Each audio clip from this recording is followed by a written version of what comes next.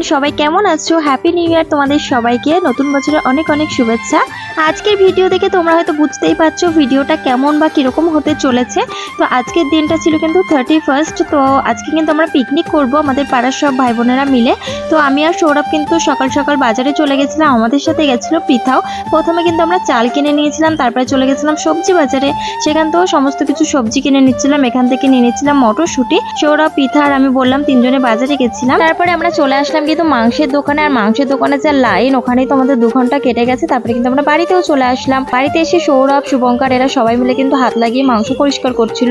আমাদের পিকনিকে কিন্তু আমরা এরকম সবাই মিলে হাতে হাত লাগিয়ে কাজ করতে অনেক বেশি ভালোবাসি, আর এটাতে কিন্তু অনেকটা আমাদের বন্ডিং তৈরি হয় বন্ধুত্বের মধ্যে, ভীষণ ভালোও কিন্তু লাগে। তারপরে চলে আসলাম মাঠে, এখানে বেলুন ঠেলুন টানানোর জন্য। আর এরা তো বক্সের আওয়াজ শুনে সবসময় নাচতে থাকে। দেখো তো কেমন সুন্দর করে সাজিয়েছি। আমরা কিন্তু সবাই মিলে এখানে সাজিয়েছিলাম, আমি, পৃথা, পায়েল, ঐশী, স্বর্ণা, সবাই মিলে। তারপরে তো আমরা তো উনুনে রান্না করব বলে যে যার বাড়ি থেকে জ্বালানি নিয়ে আসছিলাম। তো প্রথমেই কিন্তু ঐশী নিয়ে চলে আসছিল।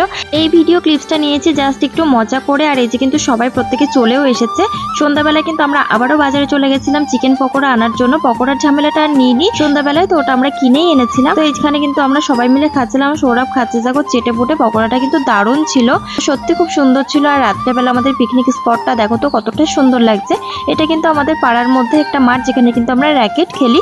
সেখানেই কিন্তু আমরা আজকে পিকনিকটা করছিলাম। রাত কিন্তু অনেকটা হয়ে গেছিল, রান্না বান্না যে কখন হবে কে জানে। এরা তো নেচেই যাচ্ছে, যে সকাল থেকেই নেচে যাচ্ছে, এদের নাচা আজকে আর বন্ধই হচ্ছিল না।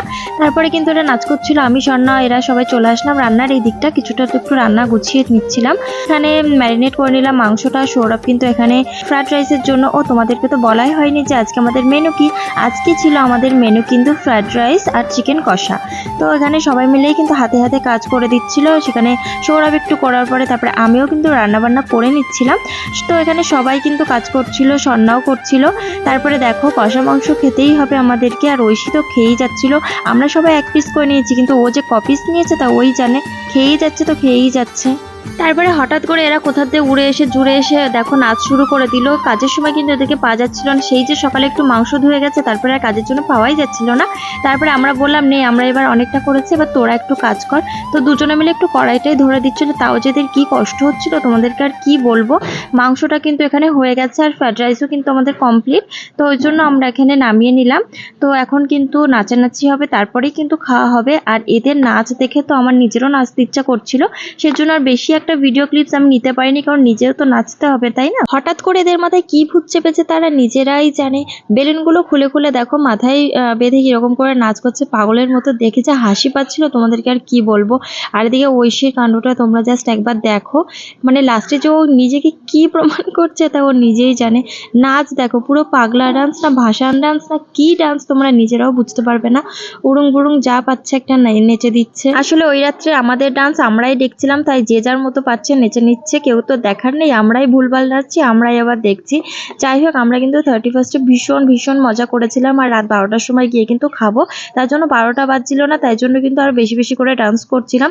তারপরে ডান্স করতে করতে কিন্তু 12টাও বেজে গেছিল। আর এদিকে পরের নতুন একটা বছরও চলে এসেছিল। আর নতুন বছরে কিন্তু আমরা ওই রাত্রেবেলায় খেতে বসে গেছি ফাঁকা মাঠে, যা ঠান্ডা হাওয়া লাগছিল তোমাদেরকে আর কি বলবো। এখানে বসে গেছিলাম কিন্তু খেতে, আমাদের কিন্তু খাওয়া হয়নি কারণ জায়গার অভাব ছিল।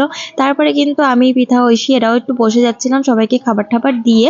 তো এই যে আমরা কিন্তু এতজন মিলে পিকনিক করেছি, তোমরা হয়তো এখানে অনেকেই চিনতে পারছো। তারপরে নিজেরাও একটু খেয়ে নিচ্ছিলাম, কারণ অনেকটা বেশি খিদে পেয়ে গেছিলো, তখন প্রায় 1টা বাজে। তারপরে খেয়ে তো এদের হচ্ছে না, তারপরে আবার ডান্স করতে চলে গেছে। আর এইদিকে ঐশীর তো খাওয়াই হচ্ছে না, দেখো পুরো কড়াই নিয়ে বসেছে। যাই হোক, সবাইকে কিন্তু হ্যাপি